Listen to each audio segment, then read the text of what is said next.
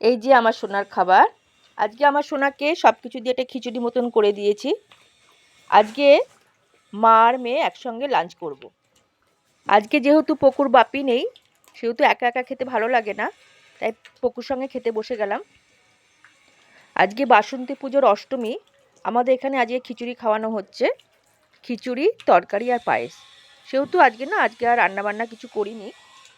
ভাবলাম আজকে খিচুড়িই খাবো, মেয়েও খিচুড়ি খাচ্ছে, আমিও খিচুড়ি খাবো। এখানে টোকেন কাটতে হয়েছে, টোকেন কেটে তারপরে খিচুড়ি দিয়েছে। তো ভালোই হয়েছে, আজকে আমাকে আর রান্নাবান্না করতে হয়নি। এটাই আমি আজকে দুপুরে লাঞ্চ করে নিলাম।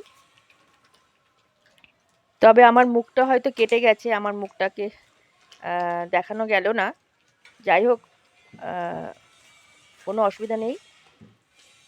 মেয়েও দেখছি খুব তৃপ্তি করে খাচ্ছে, আমিও খাওয়া শুরু করলাম। খিচুড়িটা খুব ভালোই হয়েছে, কিন্তু সত্যি কথা বলতে আমি খিচুড়ি খুব প্রেমী নয়, যে খিচুড়ি খুব ভালোবাসি সেরকম ব্যাপার নয়, জাস্ট খাই এইটুকুই। ভালোই বানিয়েছে খিচুড়ি, তরকারি, পায়েসটা ভালোই হয়েছে। মেয়ের খাওয়া শেষ হবে, তার সাথে আমারও খাওয়া শেষ হয়ে যাবে। আজকের ভিডিওটা কেমন লাগলো অতি অবশ্যই কিন্তু কমেন্ট করবেন। আবারও বলছি, আমার মুখটা কেটে গেছে, মা ও মেয়ের লাঞ্চ কেমন লাগলো অতি অবশ্যই কিন্তু কমেন্ট করতে ভুলবেন না।